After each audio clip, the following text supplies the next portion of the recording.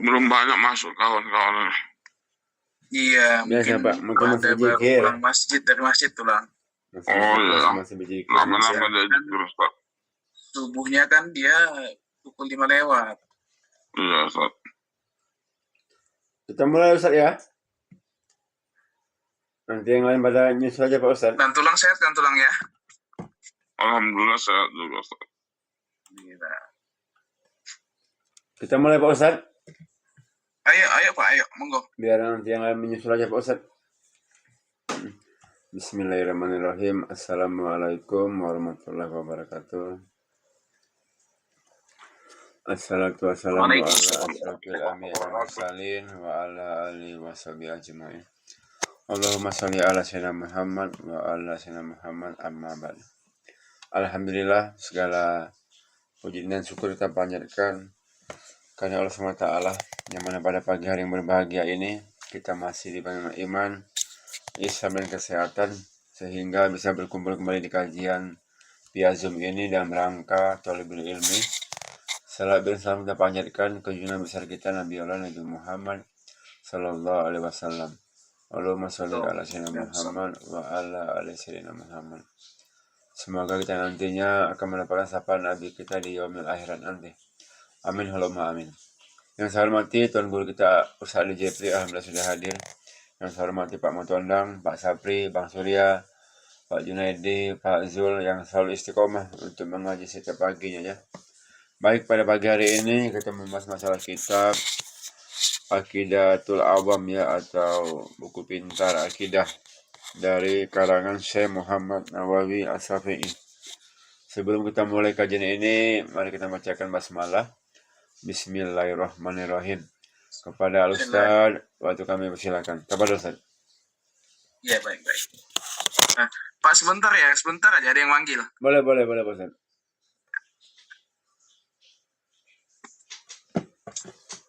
Buku pintar. Iman kepada malaikat. Ini sambil menunggu ya, saya hanya membaca aja. Iman kepada malaikat. Syekh Ahmad Al-Barzuki rahimakumullah berkata, wal malaku bila abin wa umi la akla la surba wala nauma lahum. Artinya, malaikat yang tidak berbapak dan beribu, tidak makan dan tidak minum, serta tidak tidur. Syekh Nawawi rahimakumullah berkata, wajib, kata Syekh Ahmad, atas setiap mukallaf meyakini bahwa malaikat alaihissalam diciptakan oleh Allah tanpa melalui perantara bapak dan ibu. Mereka bukan laki-laki dan juga bukan perempuan, serta bukan pula banci. Barang siapa yang meyakini bahwa malaikat itu laki-laki, maka dia telah berbuat bid'ah dan fasik. Dalam soal apakah orang tersebut menjadi kafir atau tidak, maka ada dua pendapat yang mengatakan kafir dan tidak kafir. Barang siapa meyakini bahwa malaikat itu perempuan, maka dia telah menjadi kafir secara ijma. Karena jantan lebih mulia daripada betina. Dan lebih kafir lagi orang yang mengatakan bahwa malaikat itu banci. Karena lebih rendah kedudukannya dari wanita. Itu dia. Jadi wanita itu paling tinggi dari banci. Banci lebih tinggi lagi dari apa? Pria lebih tinggi lagi daripada banci. Banci aja di bawah wanita kelasnya. Kalau pria tambah paling tinggi pria. Para malaikat itu bukan jin, bukan laki-laki dan juga bukan perempuan. Baik Pak, Oke. kita main lagi ya. Sadaqallahul azim. Itu intermezzo ya.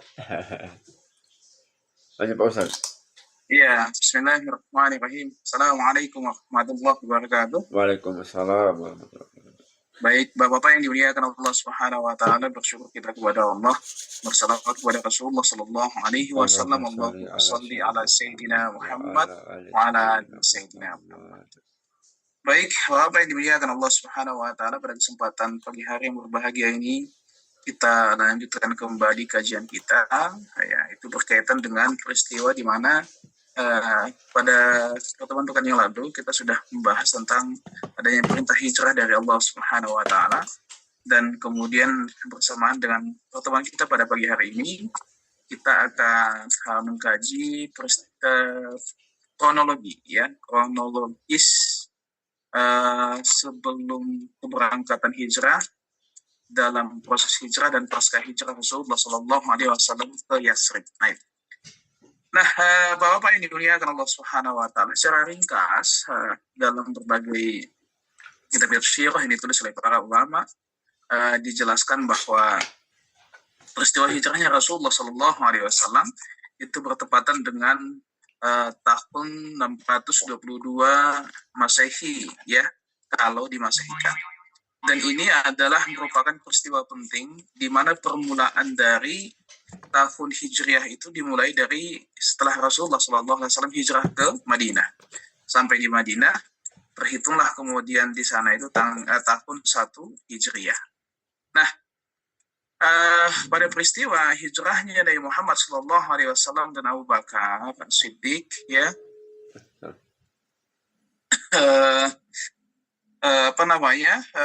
ini bertepatan dengan tahun 622 Masehi. Ini kemudian diawali dengan adanya satu peristiwa penting, di mana ada kemudian konspirasi besar yang dilakukan oleh orang-orang Quraisy pada masa itu, ya. Pada masa itu di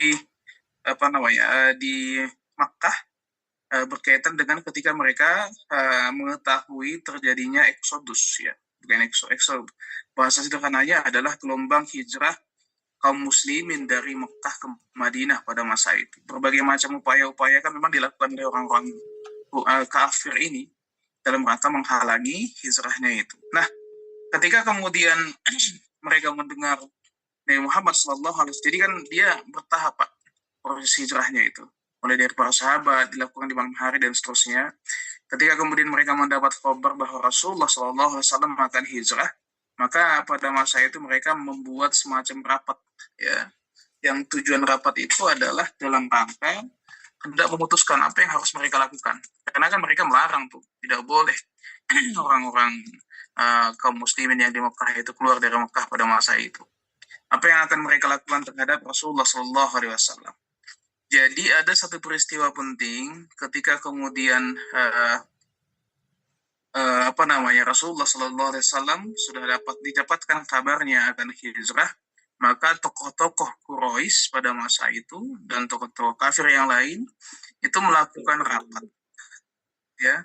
Nah, itu melakukan rapat penting di Darun Nadwah, ya. Nah, kemudian ada satu peristiwa penting pada masa itu, di mana ada usulan, ya, usulan untuk membunuh Rasulullah Sallallahu Alaihi Wasallam.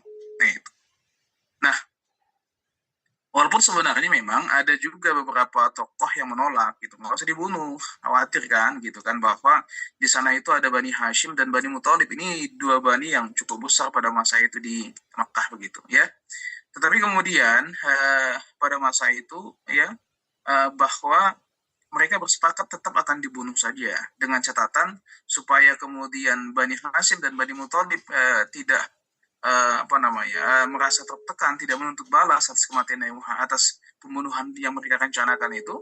Maka mereka bersepakat bahwa setiap kabilah, ini kan buahnya ini kabilah itu mengirim pemuda yang paling kuat dari kabilahnya masing-masing, ya. Nah, sehingga kalau dari puluhan kabilah mengirim pemuda-pemuda mereka yang paling kuat, itu tentu Bani Hashim dan Bani Muthalib ya tidak akan sanggup membalas kematian Nabi Muhammad. Nah, begitu ceritanya, ya. Karena yang mereka perangi itu adalah semua kabilah yang ada di Quraisy, gitu, ya. Maka mereka bersepakat pada masa itu, sebelum hijrah itu, ya, Rasulullah di malam harinya itu akan mereka bunuh. Nah, Nah, kemudian peristiwa penting yang kedua adalah ternyata Bapak-bapak ini dimuliakan Allah Subhanahu wa taala, pada saat rapat penting di Darun Nadwah itu ada satu sosok ya yang kemudian hadir di situ ya, yang menyamar menjadi manusia begitu. Ya. Jadi ternyata memang begitulah kerja setan dari dulunya, Pak ya. Nah, ketika kemudian mereka sedang rapat penting berkaitan dengan bagaimana kemudian mereka akan membunuh Rasulullah Shallallahu Alaihi Wasallam pada masa itu, ternyata ada iblis yang hadir pada saat itu. Iblis hadir, kemudian dia menyamar menjadi lelaki tua dari Najd ya, yang tampak terhormat dengan baju tebal. Nah, iblis tadi diizinkan masuk karena berjanji akan memberikan nasihat-nasihat yang kemudian barangkali akan sangat penting dan berguna pada saat rapat itu. Begitulah ceritanya.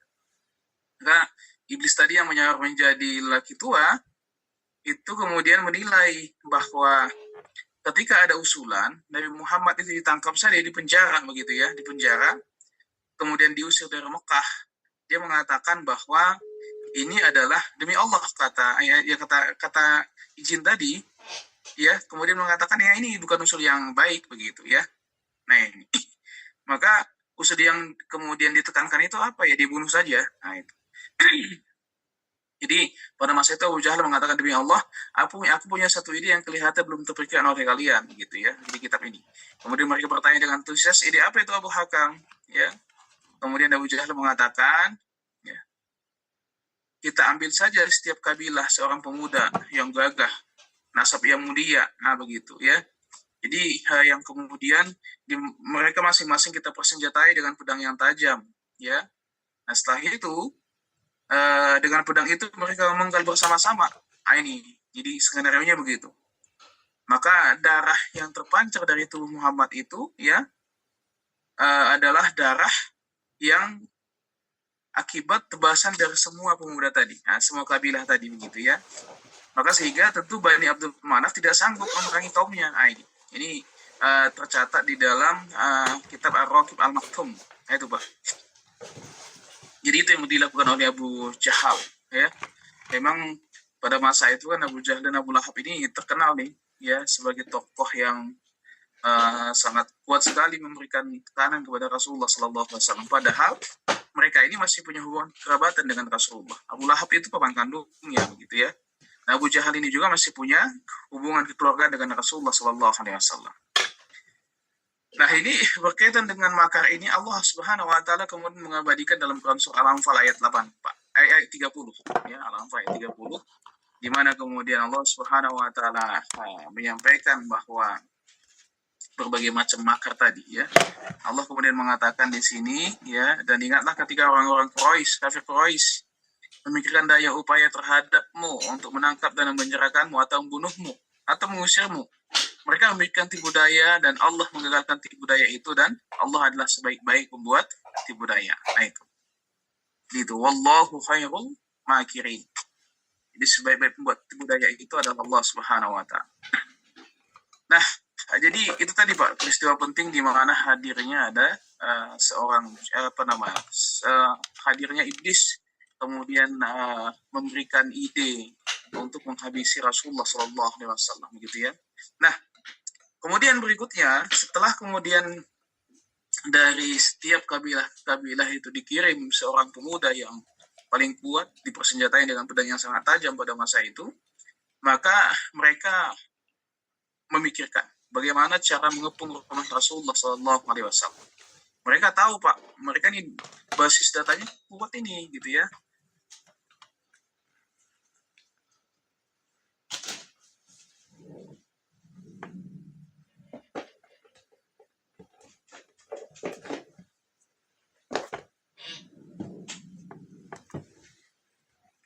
Waktu Nabi keluar tengah malam itulah rencananya mereka akan menyergap dan membunuh Nabi, begitu. Maka ini suatu hal yang disunahkan juga Pak, kalau sekiranya memang dapat ya. Jadi Nabi itu kalau tidur itu cepat diawalkan, habis sisa tidur beliau. Karena sepertiga malam itu langsung bangun, kemudian beliau beranjak ya dari rumah ya, kemudian berangkat ya ke masjid begitu. Kemudian setelah itu ya ke Masjidil Haram, ya, kemudian qiyamul lail di sana, setelah itu baru pulang ke rumah. Jadi mereka itu sudah memiliki data yang sangat lengkap sekali, ya. Jadi keluar nanti dari rumah, tangkap, begitu, habisin, gitu ya. Nah, Rasulullah Shallallahu Alaihi Wasallam, ya, ternyata kemudian sudah mendapat khabar berkaitan dengan peristiwa beliau akan dibunuh tadi, dan beliau kemudian merencanakan, ya, beliau akan hijrah bertepatan dengan malam itu, ditemani oleh Abu Bakar As-Siddiq, begitu ya. Nah, maka ada satu peristiwa penting lain, di mana kemudian Ali bin Abi Thalib mendapat tugas dari Rasulullah Shallallahu Alaihi Wasallam untuk menggantikan beliau tidur di tempat tidur beliau dengan memakai selimut Nabi berwarna hijau, ya.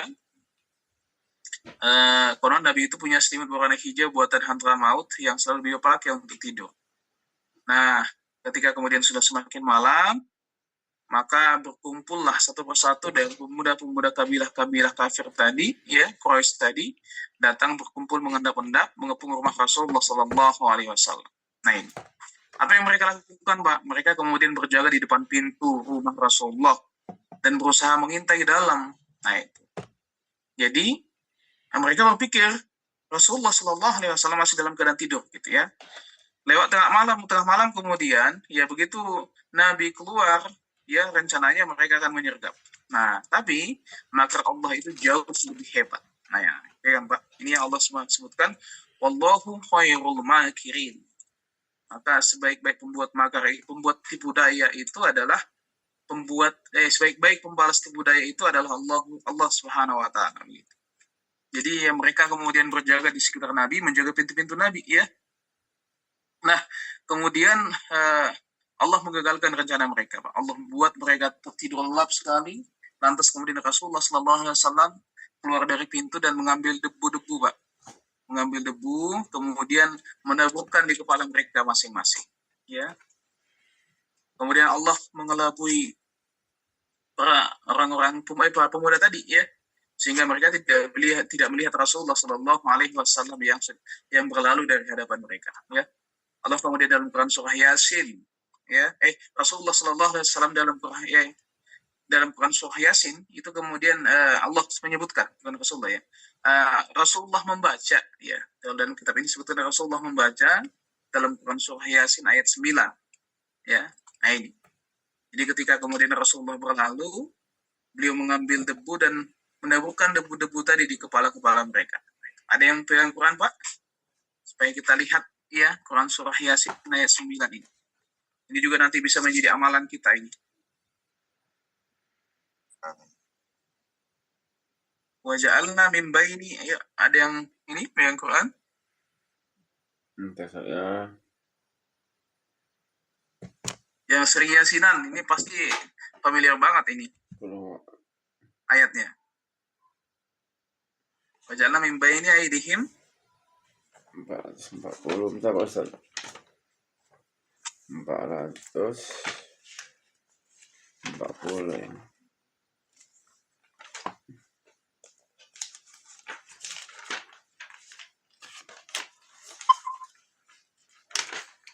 Ya, silakan Pak Pakar. Ya, Ada 1, 2, Qurannya? 3, 4, 5, 6, 7, 8, 9. Bahasa apa itu Pak Ustaz, ya? Pak Ustaz, apa yang 9 kan Pak Ustaz? Ya, gimana? Dibuka surah Yasin ayat 9. Ayat 9 kan, ini dia. Bismillahirrahmanirrahim. Wa sawa'un alaihim a'anzartamhum am lam tunzirhum la yu'minun. Tapi kayaknya ada artinya Pak Ustaz, ini masih yang Arab. Gak ada artinya ini. Yang itu kan Pak Ustaz, wa sawa'un alaihim a'anzartamhum am lam tunzirhum la yu'minun. Nah, terus? Udah Pak Ustaz, ada lagi? Iya, setelah itu Pak, setelah itu coba. Oh, inama ya itu, yang ayat 10. Waja'alna. Iya. Hah? Waja'alna. Oh, berarti yang 8. 9. Iya. 9 ya. 9. Waja'alna min Oh, baini aydihim. waja'alna min baini aydihim saddaw wa min khalfin saddaw fa asainahum Fahum la yubsirun. Iya.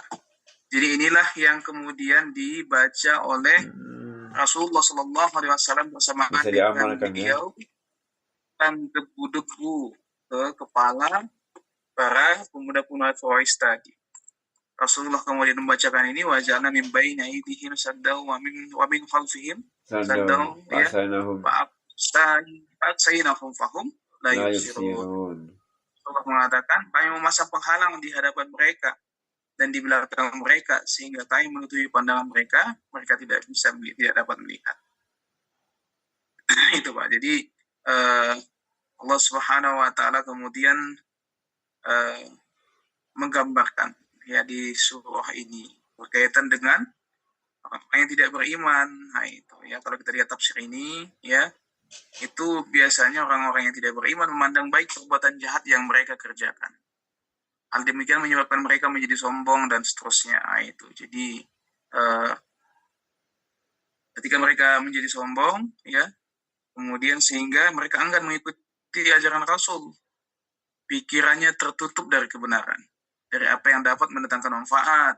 Oleh karena itu tidak ada yang bisa mereka pahami kecuali apa yang telah diwariskan dari nenek moyang mereka. Mereka selalu biasa dalam keadaan penjara kebodohan. Seolah-olah ya, hati mereka dipisahkan oleh dinding sehingga tidak bisa berpikir dan merenungkan dalil-dalil kebenaran ajaran yang dibawa Rasul. Ada pula yang jadi disebutkan di sini kan ada dinding-dinding. Sebagian ulama tafsir menyebutkan dinding yang menghalangi itu adalah hijab ya. Hingga berarti Allah menjadikan hijab yang menghalangi orang-orang musyrik untuk menyakiti Rasulullah. Sedangkan mata yang tertutup diartikan mereka tidak bisa mengindra dengan baik sesuatu yang dilihatnya dan tidak satu pun petunjuk yang dapat meluruskan pikiran mereka. Jadi ini yang dibaca oleh Rasulullah SAW pada saat menaburkan ya debu-debu di kepala orang-orang kafir yang mengepung dia. Jadi ini bisa juga dijadikan amalan Pak ya, ketika kemudian kita dalam keadaan bahaya dan seterusnya, silahkan dijadikan amalan ini ya. Nah, ini, ya, supaya kemudian kita bisa selamat dari berbagai macam kesulitan-kesulitan yang kita alami ya. Nah itu, maka setelah beliau kemudian menaburkan debu-debu tadi, membaca ayat ini, maka Rasulullah SAW ya, ini kemudian bisa berangkat leluasa meninggalkan rumah beliau dan langsung menuju rumah Abu Bakar As-Siddiq ya. Lalu kemudian bersama Abu Bakar As-Siddiq disebutkan dalam beberapa literatur ini berangkat bersama Rasulullah menuju Gua Thur dan bersembunyi di sana. Nah, kemudian berlalu beberapa saat, Bapak yang dimuliakan Allah, para pemuda-pemuda tadi ini kebingungan. Mereka menunggu-nunggu, kenapa ya kok nggak keluar gitu ya. Kemudian setelah itu ada seseorang yang lewat, kemudian melihat mereka berjaga di depan Rasulullah SAW. Seorang tadi kemudian bertanya, apa yang kalian tunggu? Para pemuda-pemuda yang mengepung tadi kemudian menjawab, Muhammad ya. Kemudian orang tadi mengatakan, kalian benar-benar dipecundangi. Demi Allah, dia sudah lewat tadi persis dari kepala kalian gitu ya. Bahkan Nabi itu melangkahi mereka lagi ya. Mereka berkata, demi Allah kami tidak melihat, begitu ya. Allah menghalangi pandangan mereka, membuat tembok-tembok di hadapan mereka sehingga mereka tidak bisa melihat Nabi, begitu ya. Akhirnya kemudian mereka melihat ke dalam, ya ternyata yang ada di dalam itu ada seorang yang tertidur. Mereka masuk ke dalam. Nah kemudian ketika disingkap selimutnya, ternyata yang tidur di pembaringan Nabi itu adalah Ali bin Abi Thalib. Ya. Nah, kemudian mereka mengatakan, demi Allah, itu benar-benar, itu betul-betul Muhammad.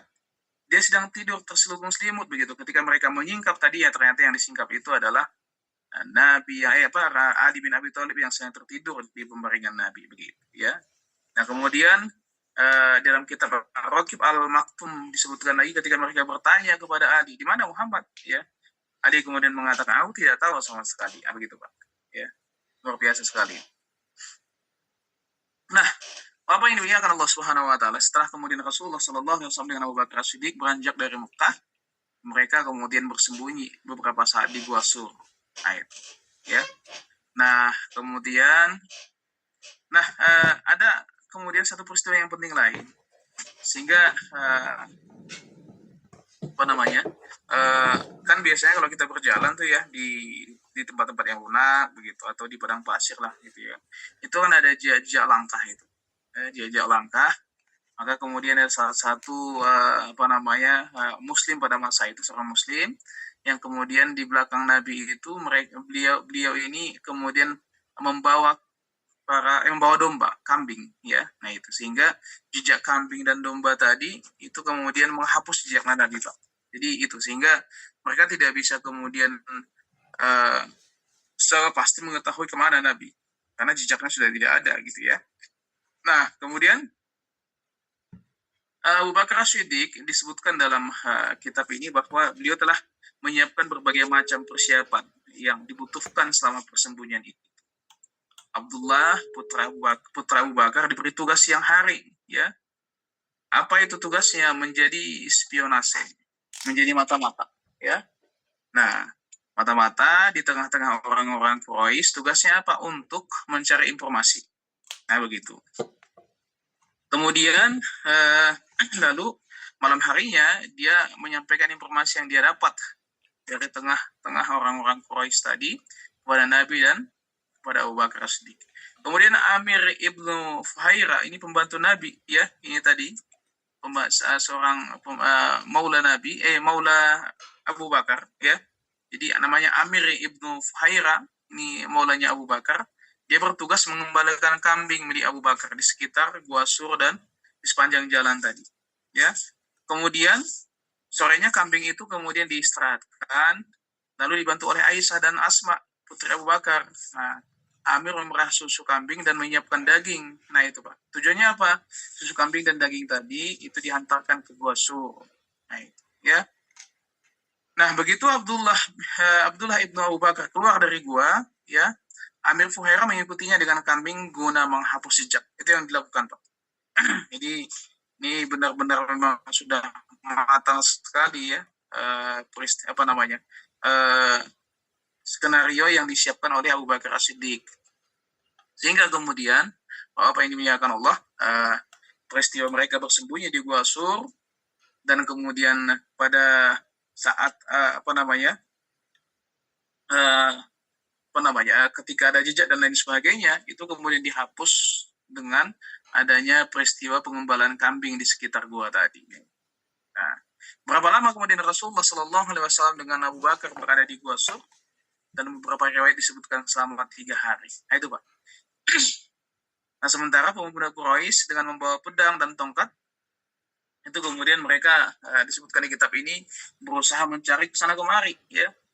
Nah, tidak jauh dari Gua Sur mereka melihat seorang pengembala yang lalu ditanya, mungkin saja mereka berada dalam gua itu, tapi saya tidak melihat orang menuju sana.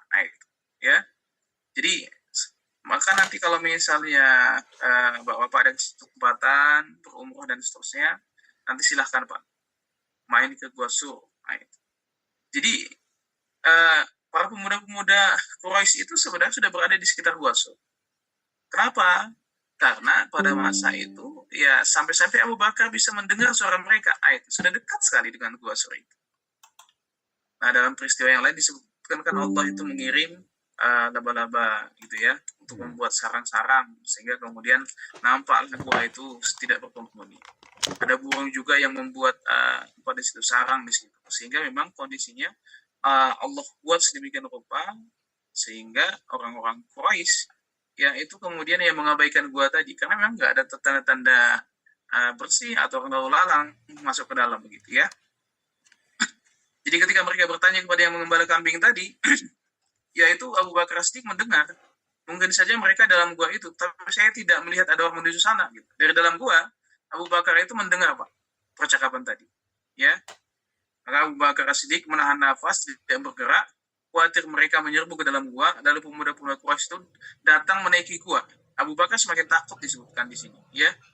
Ada kemudian hanya berpasrah diri kepada Allah Subhanahu wa taala. Jadi kalau saja mereka mengintip sebenarnya Pak, begini ya ke gua itu, kelihatan lah itu Abu Bakar dan Nabi, ya. Nah, tapi kemudian Nabi berbisik kepada Abu Bakar, jangan bersedih hati, sesungguhnya Allah bersama kita. Lalu Abu Bakar berkata dan berbisik, kalau mereka ada yang menengok ke bawah, pasti akan melihat kita. Nabi menjawab, wahai Abu Bakar, kalau engkau menduga bahwa kita hanya, ya, kau salah. Kenapa? Yang ketiga itu adalah Allah Subhanahu wa Ta'ala. Jadi begitu, Pak. Ini peristiwa pentingnya pada masa itu. Maka sesungguhnya kalau kita melihat dari berbagai macam peristiwa proses hijrahnya Nabi ini, maka sesungguhnya mudah sekali bagi Allah untuk menolong hambanya. Ya. Ya terbayang tuh kalau melihat saja begini, ya. Saya pernah melihat Gua Sur itu lewat video, ya, video tuh ya. Jadi ya nggak dalam, Pak. Ya. Jadi kalau dilihat begini saja, wah kelihatan, tapi Allah kemudian menghalangi mereka, sehingga akhirnya mereka berlalu, ya. Dan Rasulullah SAW dan Abu Bakar As-Siddiq itu Allah Subhanahu Wa Taala lindungi. Selama 3 hari mereka berada di Gua Sur itu, Bapak-bapak. Ya, nah ini. Maka tentu kalau kita melihat Bapak-bapak ini dimuliakan Allah Subhanahu Wa Taala,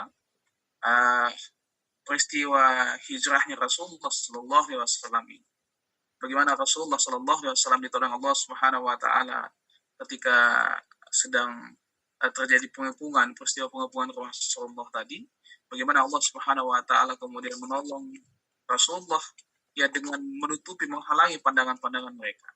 Lantas kemudian bagaimana peristiwa di Gua Sur, Allah juga menghalangi pandangan mereka. Maka sesungguhnya ya ini menjadi penguat keimanan bagi kita, ya, bahwa Allah itu dekat. Ini sebagaimana yang disebutkan oleh Rasulullah SAW, Abu Bakar, jangan mengira, ya, jangan kau mengira kita ini hanya berdua, ya, sesungguhnya yang ketiga itu ada Allah bersama kita. Ya. Kemudian setelah peristiwa itu Bapak ini muliakan Allah Subhanahu Wa Taala. Jadi dalam Quran surat Taubah, Pak, itu Allah abadikan, di mana pada masa itu Abu Bakar dalam keadaan ketakutan, Allah lantas Rasulullah SAW lantas kemudian menguatkan, ya, menguatkan Abu Bakar As-Siddiq dengan kemudian membacakan Quran surah At-Taubah ayat 40. Kata Rasulullah, la tahjan, innallaha ma'ana. Ayo monggo Pak, kita cek lagi Qurannya. Silakan dibuka Quran surah At-Taubah ayat 40.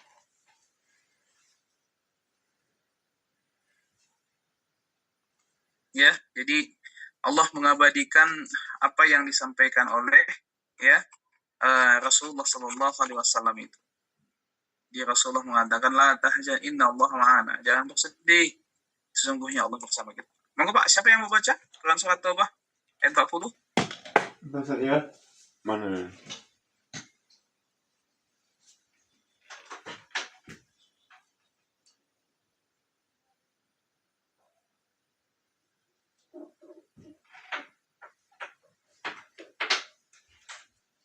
Sudah ketemu? Belum Ustaz, kalau di apa? Surah At-Taubah ayat 40. Kalau di Google udah dapat, cuman awak lagi nyari Al-Quran Pak Ustaz, ya Pak Ustaz. Ya, ya. Surah Taubah ini yang mana ya? Yang halaman berapa Pak Ustaz, ya Pak Ustaz? Surah Taubah. Quran surat Taubah ayat 40. Halaman berapa ya?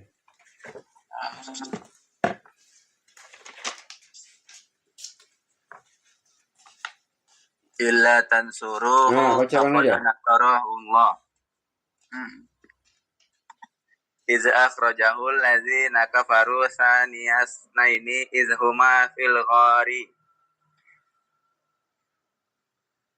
Terus Iz yaqulu Ya, li terus, Pak. sahibihi la tahzan innallaha ma'ana.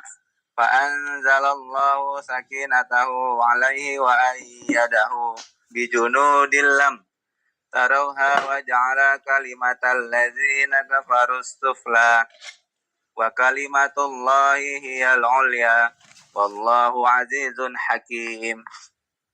Ya, terjemahannya Bang. Jika kamu tidak menolongnya, Muhammad, sesungguhnya Allah telah menolongnya, yaitu ketika orang-orang kafir mengusirnya dari Mekah. Sedang dia salah seorang dari 2 orang ketika keduanya berada dalam gua. Ketika itu dia berkata kepada sahabatnya, jangan engkau bersedih, sesungguhnya Allah bersama kita. Maka Allah menurunkan ketenangan kepadanya, Muhammad, dan membantu dengan bala tentara, malaikat-malaikat yang tidak terlihat olehmu. Maka Allah menurunkan ketenangan kepadanya, Muhammad, dan membantu dengan bala tentara, malaikat-malaikat yang tidak terlihat olehmu. Maka Allah menurunkan ketenangan kepadanya, Muhammad, dan membantu dengan bala tentara, malaikat-malaikat yang tidak terlihat olehmu. Maka Allah menurunkan ketenangan kepadanya, Muhammad, dan membantu dengan bala tentara, dan dia menjadikan seruan orang-orang kafir itu rendah, dan firman Allah itulah yang tinggi. Allah Maha Perkasa, Maha Bijaksana. Masya Allah. Nah, itu dia, Pak. Itu dia Quran Surat Taubah ayat 40.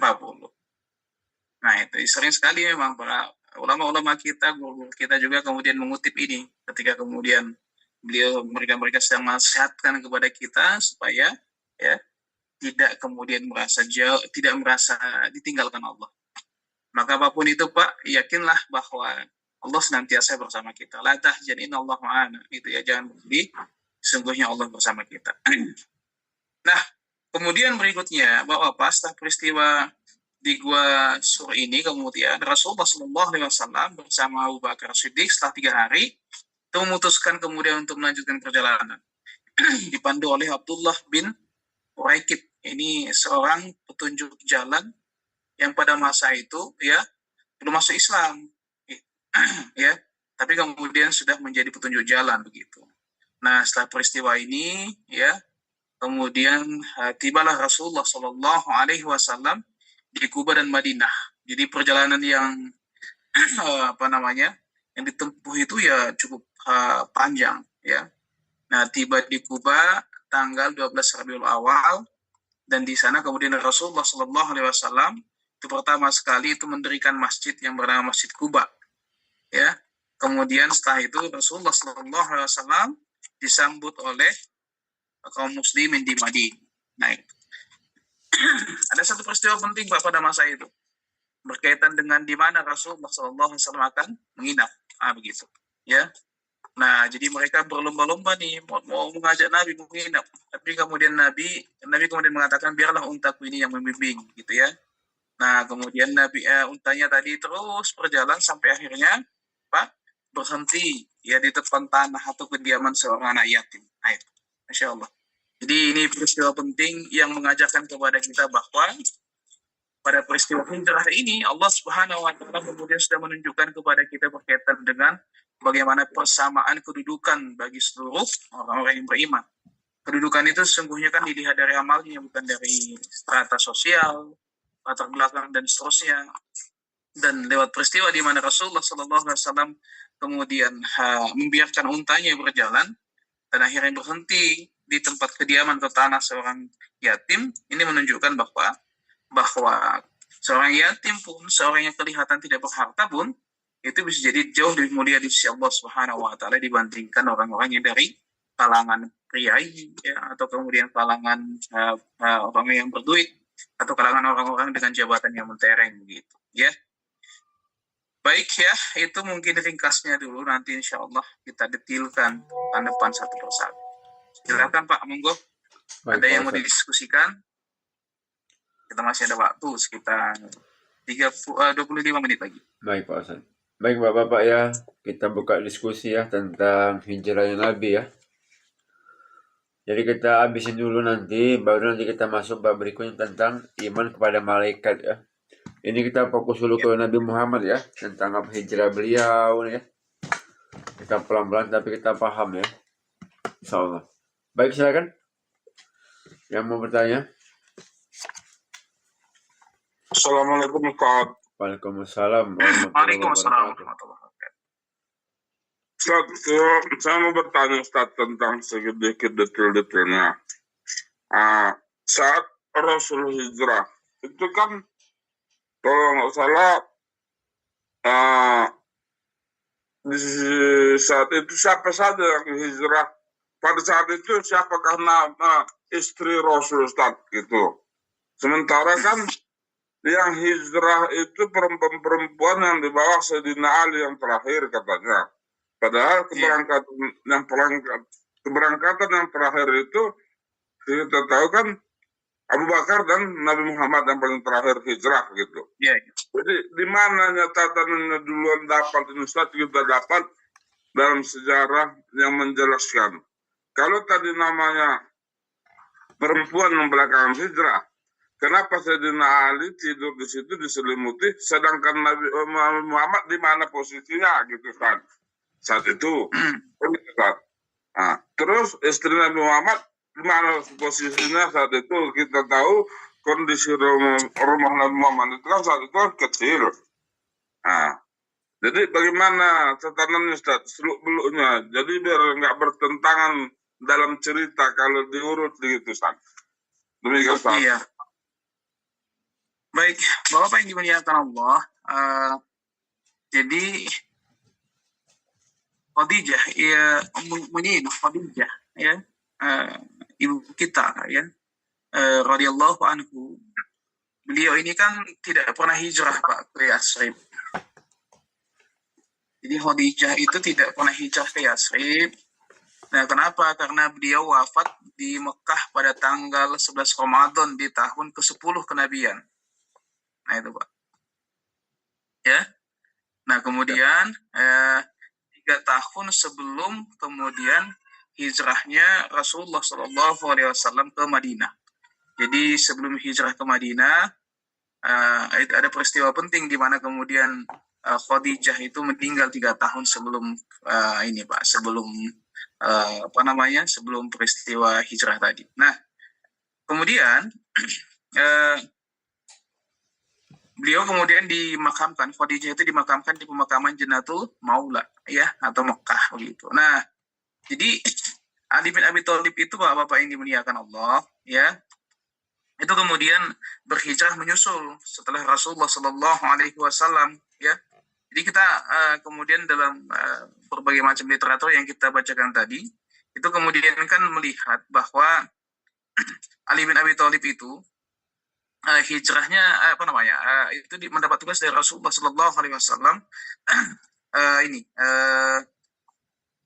menggantikan Rasulullah Shallallahu Alaihi Wasallam di beliau, ya. Nah, jadi kalau kita melihat memang sebelum hijrahnya Rasulullah Shallallahu Alaihi Wasallam itu kan memang sudah ada kemudian kelompok-kelompok kaum muslimin yang terlebih dahulu hijrah, dan Rasulullah Shallallahu Alaihi Wasallam ini kemudian adalah yang menyusul.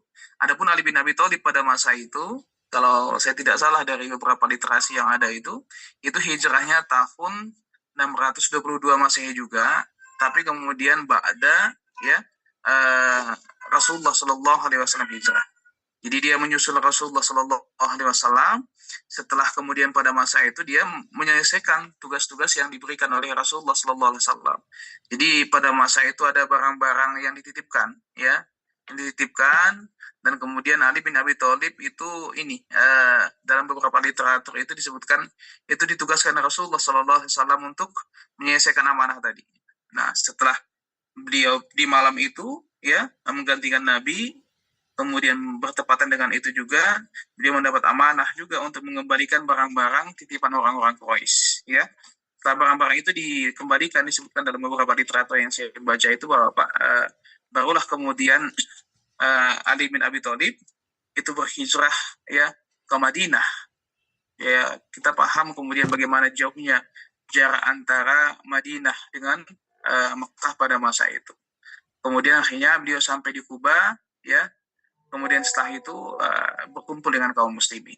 Nah, adapun Ummul Mukminin Khadijah itu kemudian sudah meninggal 3 tahun, ya, pasca 3 tahun pra terjadinya hijrah tadi Bapak. Itu dia, ya.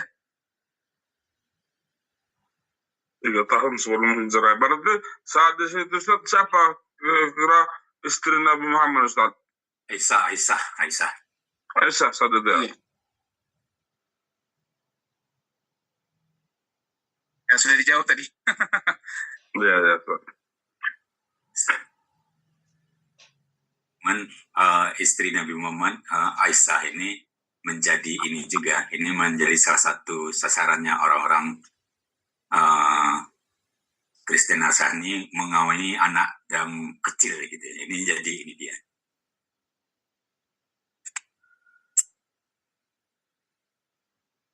Boleh lanjut pertanyaan, Ustaz? Oh, monggo Pak. Ya, Ustaz, gini, Ustaz. Jadi kalau kita dari sampai kajian hijrah Rasulullah ini, Ustaz, ya. Ini kan kondisinya Rasulullah udah 14 tahun kenabian gitu, Ustaz, ya. Nah, jadi yang jadi ini, Ustaz, jadi kita lihat dari zamannya para nabi dan rasul itu selalu untuk untuk menghilangkan ajaran itu selalu dibunuh saya. Mulai dari zamannya Bani Israel itu kan dibunuh semua rasul dan nah kan cuman ada beberapa rasul yang selamat ya, yang diselamatkan gitu saja. Kalau di kita kan mungkin ya semua rasul itu ada mati dibunuh semua Ustaz ya. Mati dibunuh nabi dan rasul. Alhamdulillah jadi terhadap mulai dari Nabi Isa kita yakinin bahwa Nabi Isa itu yang begitu gencar juga kaum pada saat itu untuk membunuh, tapi kan sesuai di Al-Quran kita yakinkan Nabi Isa adalah diangkat dan diselamatkan dan diganti. Nah pengganti inilah yang dia ini kan ya, kalau ini kan panjang cerita, pengganti ini yang mereka anggap itu Nabi Isa dan sampai dituhankan gitu kan, yang dia mati disalib dan sampai dituhankan. Ya artinya pertama berarti sampai Nabi Isa itu juga itu dilakukan semua untuk ajaran yang disampaikan ini nggak berlanjut, itu satu-satunya cara mereka membunuh kan itu termasuk ini perencanaan juga pembunuhan terhadap Rasulullah ya Ustaz ya. Nah ini mulai dari tadi yang ya kajian sudah disampaikan di Ustaz. Jadi tapi artinya dalam hal ini Rasulullah itu diselamatkan ya Ustaz ya. Mulai dari malaikat itu turun tangan untuk menyelamatkan Rasulullah. Nah ini ibroh yang kita ambil dari hal ini Ustaz. Rasulullah sendiri kan diselamatkan. Tapi kalau rasul-rasul dan nabi-nabi dulu itu berjalan ya, mereka bunuh, mereka bisa ya dibunuh, artinya tetap dibunuh kan Ustaz. Nah kan ini pelajaran apa yang bisa kita ambil dari penjagaan Allah SWT melalui malaikat terhadap semua keselamatan Rasulullah, sehingga ajaran ini betul-betul tersampaikan dan betul-betul penutup jadi Ustaz. Ini kan yang kita ambil Ustaz. Ibroh apa yang bisa kita ambil hal ini? Karena betul-betul Rasulullah itu betul-betul dijaga sekali. Nah, walaupun secara fisik kan itu Rasulullah hijrah ke Madinah itu kan sangat luar biasa sekali penderitaan yang dialami Rasulullah. Itu sampai perlengkapan fisik ya, perjalanan itu sampai fisiknya itu betul-betul merasakan sekali, itu fisik betul-betul ini Ustaz. Jadi tadi kan kita ambil pelajarannya bahwa terus doa-doa yang sampai doa-doa untuk keselamatan juga itu kita ambil. Nah ini maksud saya gini, jadi ibroh apa ini Ustaz yang bisa kita ambil dari sampai saat ini ajaran itu betul-betul bisa dimanfaatkan oleh semua manusia dan makhluk di dunia ini. Baik, ya Bapak yang dimuliakan Allah Subhanahu wa taala ya. Kalau kita melihat dari nabi-nabi yang kita sudah bahas ya sebelumnya, bahwa kita menemukan berbagai macam ada peristiwa-peristiwa penting gitu ya, di mana kemudian kita juga sudah belajar bagaimana kemudian proses mereka menjalankan amanah tadi ya. Kemudian juga kita melihat bagaimana kemudian bersusah payahnya kemudian para nabi-nabi dan rasul terdahulu dalam menjalankan apa yang menjadi perintah dan syariat yang berasal dari Allah. Bahkan kemudian dalam proses mereka menyampaikan syariat ini kepada umatnya masing-masing, itu seringkali kemudian memang tantangan yang mereka hadapi itu bukan hanya sekedar penolakan dari sisi verbal gitu ya, tapi juga kemudian sudah mengarah kepada non-verbal dan lain sebagainya, bahkan mengarah kepada kekerasan fisik, bahkan penghilangan nyawa begitu. Nah, sejarah mencatat bahwa kalau kita melihat dari 25 nabi dan rasul ya yang kemudian Allah Subhanahu wa taala wajibkan untuk kita ketahui, begitu ada dua nabi yang dibunuh itu. Yang pertama adalah Nabi Yahya ya, dibunuh oleh prajurit atas perintah Raja Herodes ya. Jadi kemudian berikutnya yang kedua itu ada Nabi Zakaria ya. Nabi Zakaria juga kalau kita lihat beberapa riwayat dari Ibnu Tafsir itu dia dibunuh oleh kaumnya dengan cara digergaji dan lain sebagainya. Kemudian adapun nabi-nabi yang lain ya, ada juga kemudian nabi-nabi yang dalam beberapa peristiwa itu mereka memang disiksa dan dibunuh oleh kaumnya begitu ya. Selain Nabi Yahya dan Nabi ini tadi dan Nabi Zakaria. Adapun nabi-nabi yang lain itu adalah nabi-nabi yang yang kemudian sebagaimana disampaikan oleh para ulama-ulama terdahulu ya, kalau saya tidak salah ya, dalam beberapa literasi itu selain Nabi Yahya dan Nabi Zakaria ada juga Nabi Yasa ya. Nah ini. Jadi kalau dalam Ibnu Katsir kemudian menyebutkan bahwa Yasa itu dalam kitab Qasas Al-Anbiya ya, disebutkan bahwa ini setelah kemudian ditinggalkan oleh Nabi Sulaiman ya, maka kemudian Allah Subhanahu wa taala kemudian mengutus Nabi Yasa bin Arnos ya. Nah, akhirnya kemudian Nabi Yasa ini juga ditentang oleh kaumnya ya. Kemudian ada satu peristiwa di mana kemudian Yasa ini ya dikejar-kejar oleh Bani Israel pada masa itu. Kemudian akhirnya dibunuh gitu ya. Kemudian ada Nabi Yahya alaihissalam, kemudian ada Nabi Zakaria ya, kemudian juga ada Nabi Yasa, Nabi Yahya, Nabi Zakaria, kemudian ada Nabi Uria bin Semaia ya, kemudian ada Jeremia. Ini kan nabi-nabi yang tidak tidak dikenal secara masyhur. Mereka ini adalah tidak masuk yang 25, tapi mereka adalah nabi-nabinya Allah juga begitu ya. Nah, tidak masuk Nabi dan Rasul begitu. Nah, adapun Nabi dan Rasul yang dibunuh itu adalah Nabi Yahya dan Nabi Zakaria. Apa hikmah yang bisa kita ambil Bapak Allah? Ini sebagaimana pembahasan beberapa waktu yang lalu. Ya, yakinilah bahwa sesungguhnya ajal itu adalah sesuatu hal yang pasti datang, kemudian dia tidak bisa diperlama, ditunda atau dipercepat. Nah itu. Yang mesti kita yakini adalah bahwa ajal itu sesuatu hal yang pasti datang menemui kita. Adapun bagaimana kita mati dan seterusnya, ya kan? Itu juga adalah rahasia dari Allah Subhanahu wa taala. Sebenarnya yang penting itu bukan tentang bagaimana kita mati, tapi tentang persiapan apa yang sudah kita lakukan dan tentang bagaimana kita menjalani hidup ini. Nah, itu yang penting. Ya mau kita duduk-duduk pun pasti mati juga, mau ngaji begini ya pasti mati ya, mau malas-malasan juga mati, mau semangat menyampaikan kebaikan juga mati. Maka yang harus kita persiapkan itu adalah bagaimana kita menjalani hari agar pada saat dipanggil kita dalam keadaan baik dipanggil. Nah, bagaimana dengan dibunuh? Ada peristiwa penting lainnya. Bapak masih ingat nggak siapa nabi yang pernah mati, minta mati, kemudian setelah itu ya dihidupkan lagi? Zakaria Ustaz. Nabi Idris. Ya. Idris. Bapak masih ingat siapa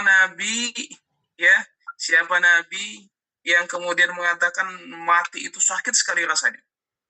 Nabi Idris ribuan kali dibandingkan kambing di kulit hidup-hidup. Ya. Nabi Idris lah penyakitnya. Ustaz. Nah, dalam artian Nabi sekalipun kan merasakan sakitnya sakaratul maut kan? Ya kan? Iya, apalagi kita. Nabi Muhammad itu ketika menjelang sakaratul mautnya kan menyebutkan betapa sakitnya sakaratul maut itu. Nah, itu. Jadi ya mau dia orang baik, mau dia orang soleh, tetap merasakan sakaratul maut. Bedanya adalah orang soleh itu kemudian Allah mudahkan dia melewati sakaratul mautnya.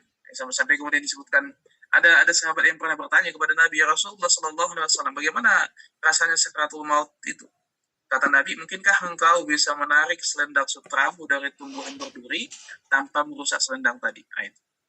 Jadi kalau kita hamparkan selendang sutra di tempat berduri itu, Pak, dia mau kita, jadi walaupun kita pelan-pelan nyabutnya, itu pasti kemudian akan meninggalkan bekas. Nah, begitulah sakaratul maut. Artinya orang soleh pun pasti merasakan sakitnya sakaratul maut. Kemudian berikutnya, di hadis yang lain Nabi kemudian mengatakan bedanya orang-orang soleh itu dipermudah sakaratul mautnya, yaitu ibarat ruhnya dicabut dari jasadnya itu ibarat rambut dicabut dari tumpukan tepung gitu ya, mudah nyabutnya. Nah, maka bahwa apa yang dimuliakan Allah bukan tentang bagaimana matinya, tapi ibrah yang hendak kita ambil itu adalah bahwa Nabi sekalipun, Nabi ini orang-orang yang Allah yang Allah jaga mereka, Allah lindungi mereka, kemudian Allah muliakan mereka dibandingkan manusia-manusia umum, ya, manusia biasa pada umumnya. Tapi tetap kemudian mereka merasakan bagaimana sakitnya berdakwah, sakitnya hidup, dan sakitnya sakaratul maut. Maka kita bagaimana nih orang-orang awam ini? Maka kita kemudian adalah mengambil posisi bahwa kekasihnya Allah saja itu mengalami berbagai macam kesulitan. Nah, apalagi kita. Nah, itu. Jadi kalau sekiranya kemudian kita menyesal mengalami berbagai macam tantangan dan kesulitan, yakinilah bahwa itu adalah sunnatullah dalam dakwah atau sunnatullah dalam hidup. Nah, ini. Maka ya yang mesti kita tanamkan itu bahwa apa yang dimuliakan Allah, bagaimana kemudian supaya kita kuat. Nah, ini. Kuat ya menghadapi semua itu, tentu caranya adalah dengan mengingat bagaimana peristiwa nabi-nabi terdahulu, wabil khusus Nabi kita Nabi Muhammad SAW mengalami berbagai macam kesulitan itu. Nah, kemudian bagaimana kita bersabar, bagaimana kita berkumpul dalam circle kita, sehingga ketika mengalami berbagai macam kesulitan, kita bisa saling ingat mengingatkan, saling kuat menguatkan. Nah, itu. Maka apa ini menyatakan Allah, salah satu kemudian jalan untuk memudahkan menghadapi kesulitan itu adalah dengan silaturahmi. Baik silaturahmi, ya. Kemudian berikutnya kebaikan dari silaturahmi itu adalah disebutkan dalam beberapa literatur itu bisa memperpanjang usia, bisa kemudian menambah rezeki. Memperpanjang usia itu dalam artian bukan ditambahkan usianya, tapi tapi kita merasa bahagia. Silaturahmi itu biasanya begitu, merasa bahagia, merasa senang dan lain sebagainya. Ibarat setahun yang lalu itu Pak Pakar ya, setahun yang lalu ya. Iya Pak. Kita ngumpul lagi awal tahun ya, di tempatnya Pak Matondang. Iya, awal tahun bulan 2 kalau nggak salah ya, bulan 2 ya. Ya, bulan 2 nggak salah ya. Coba kita ingat-ingat apa perasaan kita setelah lepas dari pertemuan itu. Ya bahagia ya kan, senang gitu, bahagia, ketemu dengan saudara-saudara gitu ya, pulang dari sana semangat lagi dakwah ibadahnya begitu. Itulah hikmah, inilah yang disebut para ulama. Hikmah silaturahmi itu bisa menambah usia, bukan usianya yang bertambah, tapi kemudian kita merasa, mendapat banyak pelajaran, Kebahagiaan saya. Merasa lebih semangat menjalani hari-hari dan seterusnya begitu. Betul. Kemudian apalagi memudahkan rezeki, ya. Silaturahmi itu memudahkan rezeki, bisa menyelesaikan masalah dan lain sebagainya. Maka kalau mau semangat terus, perbanyaklah silaturahmi, gitu ya. Nah, sering-sering buat event Pak Pakar, ya, supaya ketemu. Insya Allah Pak Ustaz.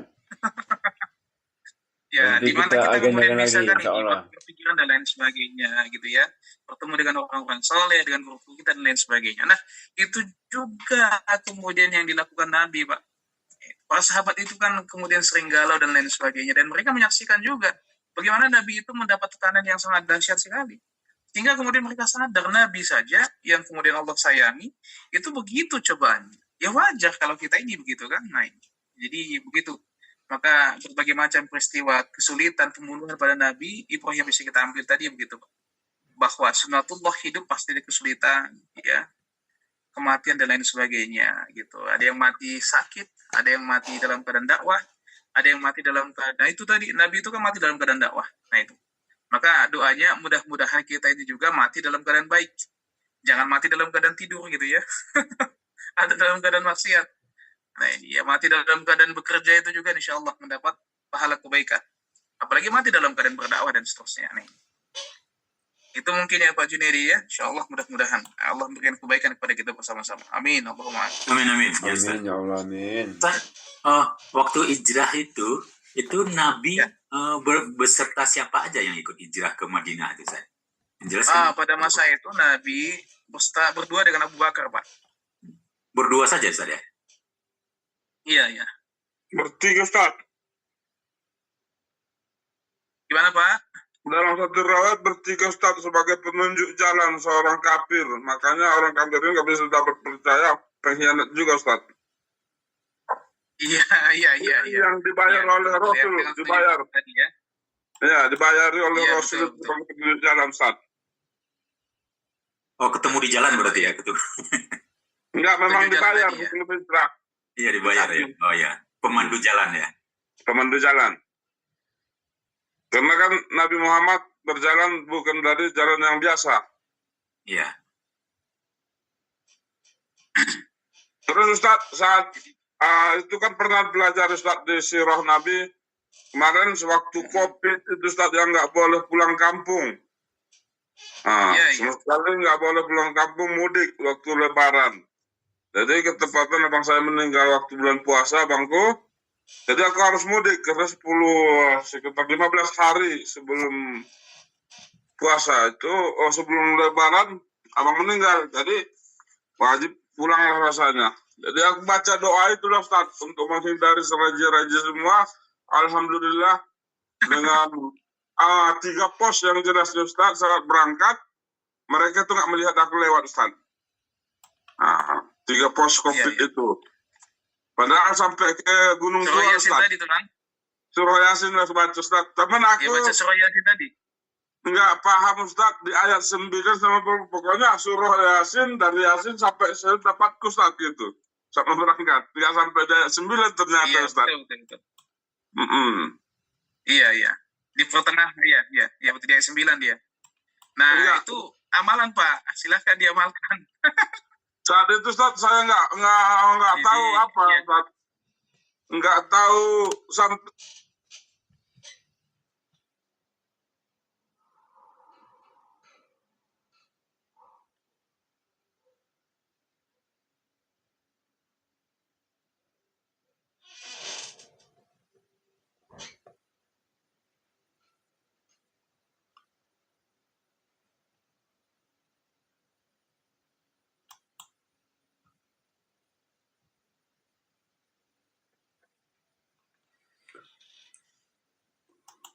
Iya, Pak Ustadz, izin satu lagi Ustadz. Ada dari Pak Asma, Pak Ustadz.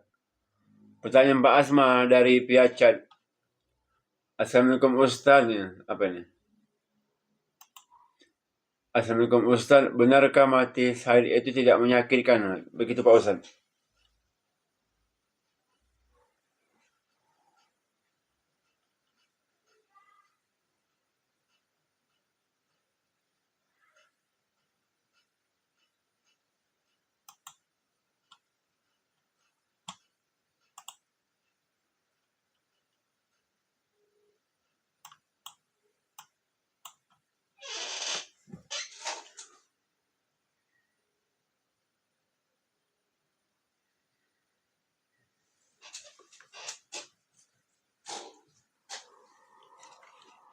Kali menemukan gitu ya, sering lihat di video-video itu beberapa saudara-saudara kita di wilayah-wilayah yang lain yang dijajah itu kondisinya ketika mereka mati dalam keadaan syahid itu kan tersenyum gitu ya, tersenyum begitu, karena memang orang-orang yang syahid itu ketika sakratul maut itu Allah Subhanahu wa taala langsung menunjukkan posisi mereka itu di surga, itu menunjukkan surga kepada mereka.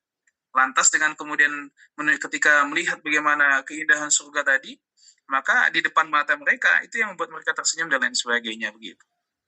Memang bahwa sebagaimana yang diinformasikan Nabi tadi, rasa sakit itu pasti kita rasakan, hanya saja pada kondisi-kondisi tertentu, orang-orang yang berdakwah, orang-orang yang syahid, jihad dan lain sebagainya, itulah permudah. Sebagaimana hadis Nabi yang mengatakan ibarat mencabut rambut dari tepung, nah itu kan tidak beriak tepungnya kan, halus saja, enak nyebutnya begitu ya. Nah ini itu keutamaan-keutamaan yang Allah berikan kepada orang-orang yang berjuang di jalan agama Allah, orang-orang syahid itu kan. Nah itu Pak.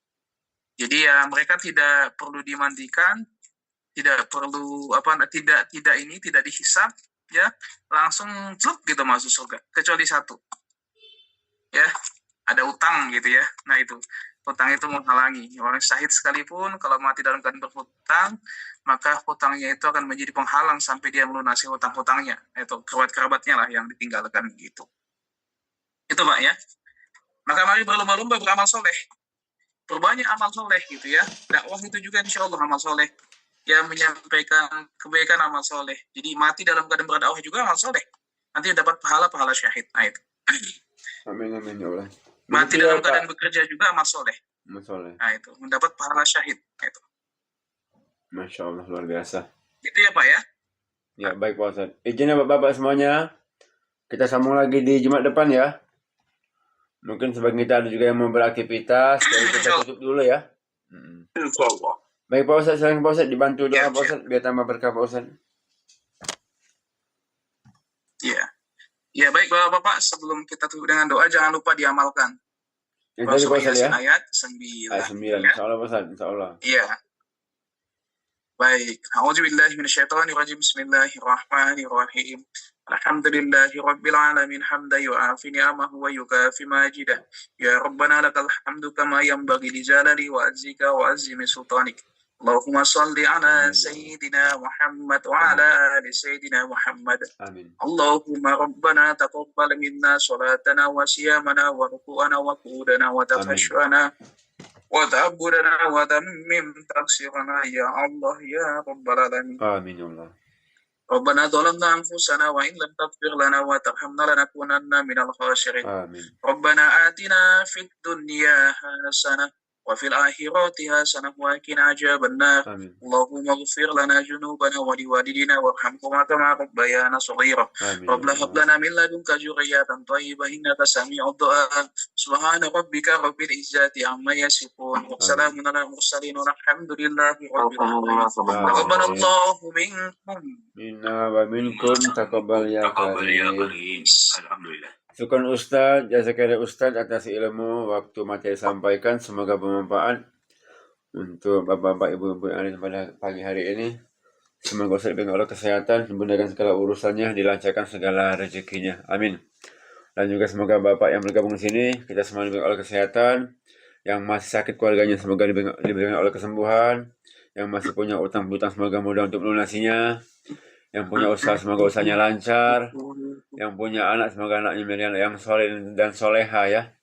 Dan juga semoga hari ini apa yang kita kerjakan mendapatkan keberkahan dari Allah Subhanahu wa ta'ala. Amin ya rabbal alamin. Baiklah, kita tutup yang membaca hamdalah alhamdulillahirabbil alamin dan juga doa akibat majelis. Subhanallahumma wa bihamdika asyhadu an la ilaha illa anta astaghfiruka wa atubu ilaik. Wabillahi taufiq wal hidayah. Wassalamualaikum warahmatullahi wabarakatuh. Waalaikumsalam. Syukur ya Pak Ustadz. Ini level Pak. Ya Pak Ustadz. Assalamualaikum. Waalaikumsalam warahmatullahi wabarakatuh. Terima kasih ya semuanya, Pak Matondang, Pak Junaidi,